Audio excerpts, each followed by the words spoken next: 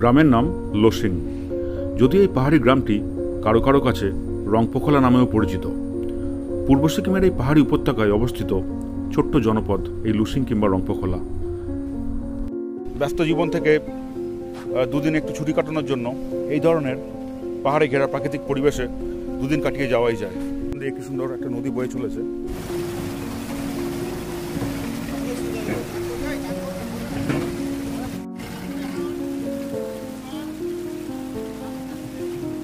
বল কেমন লাগছে এখানে?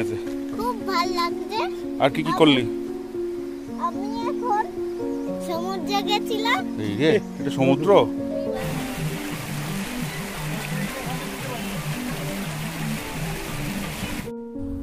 এখানকার আরণ্যক পরিবেশ আপনার মন কেড়ে নিতে বাধ্য। লোসিং নদীর তীরেই কেটে যাবে আপনার অনেকটা সময়। পাহাড়ি এই নদীর ঠান্ডা জলে স্নান করার লোভটা সামলাতে পারলাম না। সেই সঙ্গে ছিল একাধিক সুস্বাদু খাবার। রাতে এক সহযাত্রীর জন্মদিন উদযাপনের মধ্যে দিয়ে খুব ভালো করে কাটলাম একটা দিন রংপোখলায়।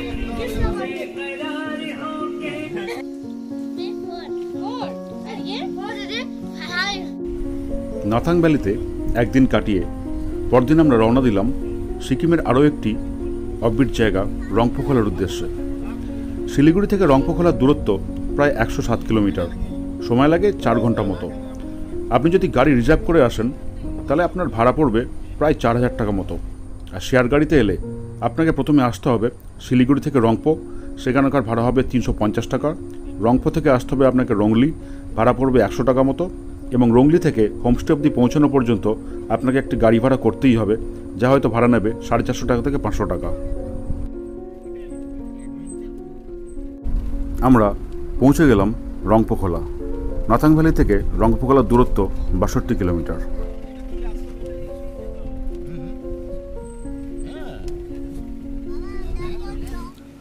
নাথাং ভ্যালি থেকে প্রায় 3 ঘন্টা জার্নি করে এই মুহূর্তে আমরা এলাম আরও একটি অফবিট জায়গায়। এবং এই জায়গাটার পাশেই রয়েছে নদী, একটা রিভার সাইড হোমস্টেতে আমরা থাকব। আমি দেখাচ্ছি এখান দিয়ে কি সুন্দর একটা নদী বয়ে চলেছে, রয়েছে একটা ব্রিজ এবং চারিদিকে পুরো পাহাড় ঘেরা। ব্যস্ত জীবন থেকে দুদিন একটু ছুটি কাটানোর জন্য এই ধরনের পাহাড়ে ঘেরা প্রাকৃতিক পরিবেশে দুদিন কাটিয়ে যাওয়াই যায়। তাহলে আসুন আমরা আস্তে আস্তে হোমস্টের দিকে এগিয়ে যাই। হোমস্টেটা কেমন, কী কী ফেসিলিটিস আছে, তার চার্জেস কী আছে, সমস্ত কিছুই এই ভিডিও তুলে ধরার চেষ্টা করব।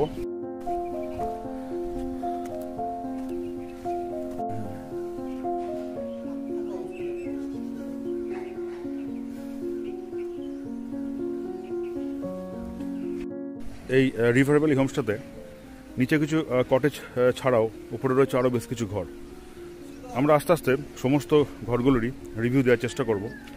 আচ্ছা, হোমস্টের যেই ওপরের রুমগুলো, সেই রুমগুলো বেশ ডেকোরেটিভ। প্রতিটা রুমেই রয়েছে পাখার ব্যবস্থা এবং আলো। প্রতিটা জানালায় রয়েছে সুসজ্জিত কার্টেন।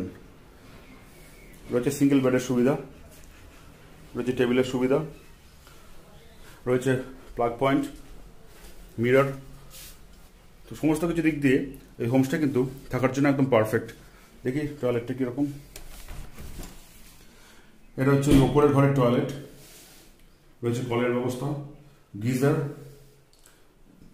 ওয়েস্টার্ন টয়লেট, সব কিছু সুবিধাই রয়েছে এইসব রুমে। এবার আমরা দেখে নেব এই হোমস্টের নিচের রুমগুলি।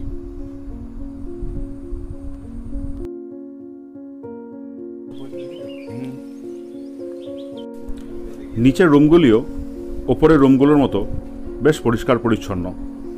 রয়েছে ডবল বেডের সুবিধা, রয়েছে ব্ল্যাঙ্কেট এবং পাখার ব্যবস্থা, এবং ঘরগুলি বেশ ডেকোরেটিভ। নিচের কটেজগুলিতে থাকা ও খাবার খরচা হলো একদিনে মাথাপিছু 1200 টাকা, এবং ওপরের ঘরগুলিতে থাকা ও খাবার খরচ 1500 টাকা মাথাপিছু।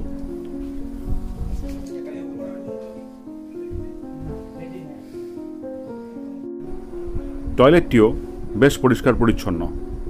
প্রতিটা টয়লেটই রয়েছে একটি করে গিজার।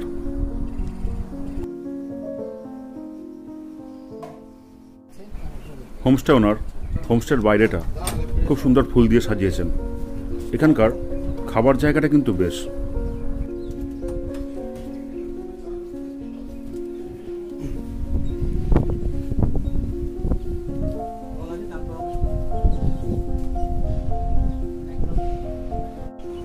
এর আগেও বেশ কিছু অফবিট জায়গায় ঘুরেছি, থেকেছি সেখানকার হোমস্টেতে, তবে নদীর পাশে কোনো হোমস্টেতে থাকার অভিজ্ঞতা এই প্রথমবার। আমার কিন্তু এই জায়গাটা অসাধারণ লাগলো। এই হোমস্টেটি আমাদের খুঁজে পেতে সাহায্য করেছেন অপর্ণা ট্রাভেলসের কৌশিক দাস। অপর্ণা ট্রাভেলস একটি বিশ্বস্ত ট্রাভেল এজেন্সি। তো এমন সুন্দর একটা নদীর পাশে এরকম একটা হোমস্টে, নদীতে একটু স্নান না করলে হয়, সেই জন্য আমরা যারা এসেছি এখানে সবাই মিলে এখন চলেছি নদীতে স্নান করতে। দেখি তার অভিজ্ঞতা কেমন হয়। নদীতে জল খুব কম, তবু আমরা চেষ্টা করবো এখানে স্নান করে নেওয়ার।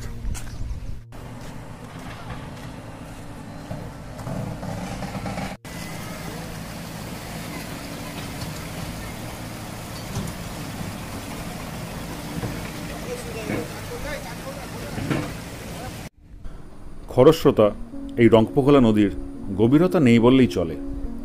তার মধ্যেই একটুখানি জায়গা অপেক্ষাকৃত গভীর বলা যায়। সেখানেই আমরা স্নান সেরে নিলাম। জল কিন্তু বেশ ঠান্ডা ছিল। খুব সুন্দরভাবে আমরা সবাই মিলে সেই রিভারে আমরা কিন্তু সবাই স্নান করলাম। বেশ মজা হলো, একটা অ্যামেজিং ফিলিং। এরপর আমরা চলে যাব লাঞ্চ করতে। আলু সেদ্ধ নিয়ে এসছে, আলু ভাজা নিয়ে এসছে, শাক নিয়ে এসছে, ডিম। এইখানে ইধার দিয়ে দাও না,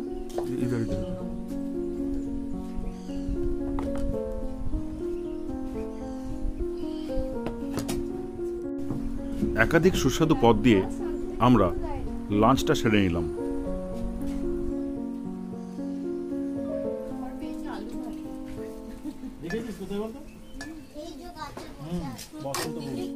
দূরে পাহাড়ের গায়ে এখানকার মানুষ স্টেপ ফার্মিং করেছে। বিভিন্ন রকম পশু পাখির আওয়াজ পাওয়া যাচ্ছে, ময়ূরের ডাকও শুনতে পাচ্ছি। সবকিছু দিক দিয়ে আর সুন্দর একটা গ্রাম্য পরিবেশ। যে যার মতো করে এনজয় করতে লাগলো। চললো দেদার ফটো ও ভিডিও শ্যুট।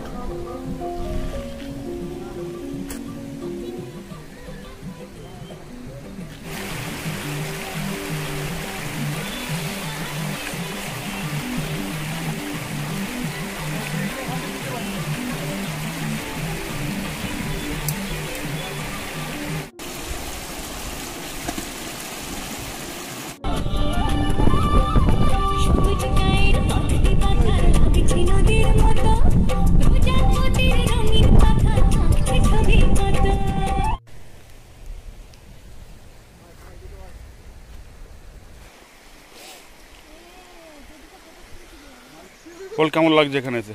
খুব ভালো লাগছে। আর কি কি করলি? আমি এখন সমুদ্রে গেছিলাম। এই রে, এটা সমুদ্র না, আমি এখন নদীতে গেছিলাম আর একটু বসে ছবি তুলেছি আর কটা 3টে পাথর নিয়ে এসেছি। বাহ,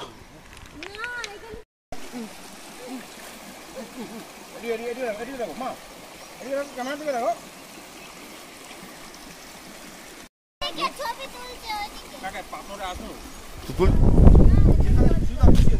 আমি জানি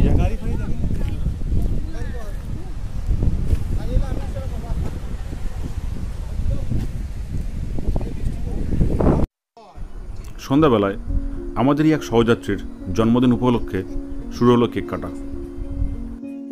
ডেকে নিলাম আমাদের হোমস্টে ওনারের পুত্র ও কন্যা সন্তানকে। সবাই মিলে খুব ভালোভাবে কাটালাম এই সন্ধ্যাটা।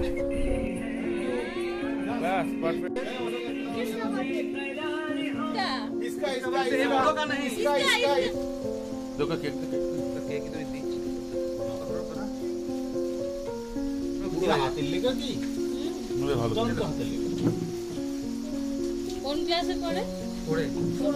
4 আর তুই? मैं 4 আর ये 4 रे 5 হ্যাঁ আরে এটাকে ফুটিয়ে দেব। আরে ফুটিয়ে দেব হয়ে গেছে না। আরে নিয়ে নিবে যাবে। তাপমাত্রার পারদ তখন নামতে শুরু করেছে। বেশ ঠান্ডা লাগছিল। আমাদের দেয়া হলো গরম গরম চা।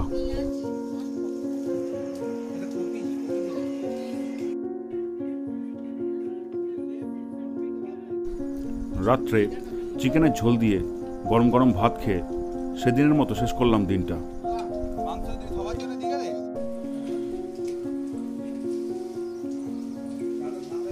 পরদিন সকালটা শুরু হলো ধোঁয়া ওঠা চায়ের কাপের সাথে। অসাধারণ লাগছিল চারিদিক। গুড মর্নিং সকলকে। আরও একটা নতুন সকাল শুরু হলো সিকিমের এই সুন্দর রিভার সাইড হোমস্টে থেকে। আমরা এখন রয়েছি ঠিক নদীর পাশেই, শুনতেই পাচ্ছেন নদীর বয়ে যাওয়া শব্দ। আর দূরে রয়েছে আমাদের এই সুন্দর হোমস্টে। প্রকৃতির মাঝে আরও বেশ কিছুদিন কাটাতে পারলে ভালো লাগতো, কিন্তু আজই আমাদের ফিরে যেতে হবে। আপনারা যদি দুদিনের ছুটি কাটাতে চান বা যদি মনে হয় যে একটু শহরের কোলাহল থেকে একটু দূরে থেকে নিজেকে একটু রিফ্রেশ করতে চাইছেন, তাহলে এইসব জায়গা আদর্শ বলে মনে করি। ঢু মারলাম এখানকার হোমস্টের কিচেনে। হোমস্টে ওনারের স্ত্রী আমাদের জন্য ব্রেকফাস্ট রেডি করছেন। লুচি ঘুগনি দিয়ে ব্রেকফাস্ট করলাম। ততক্ষণে আমাদের সুদক্ষ ড্রাইভার প্রেম ভাই আমাদের লাগেজগুলো গাড়িতে তুলতে শুরু করেছে। আজই আমাদের ফিরে যাওয়ার দিন। আবার কবে আসবো জানি না, তাই আবার ছুটে গেলাম রংপোখলা নদীর ধারে। শুনলাম নদীর বয়ে যাওয়ার শব্দ। এরপর আমরা লাঞ্চ করে বেরিয়ে পড়লাম এনজিপির উদ্দেশ্যে। এ প্রসঙ্গে বলে রাখি, লাঞ্চ কিন্তু আমাদের প্যাকেজের মধ্যে ইনক্লুডেড ছিল না। আমাদের রিকোয়েস্টে তাদের হিসেব অনুযায়ী টাকা দিয়ে আমরা লাঞ্চটা সেখানেই করেছিলাম। একদিন খুব ভালো করে কাটিয়ে এই রিভার ভ্যালি হোমস্টে থেকে এবার আমরা চলে যাচ্ছি এনজিপি। আমাদের ভ্রমণের আজকেই শেষ দিন। যতটা পারলাম তুলে ধরার চেষ্টা করলাম।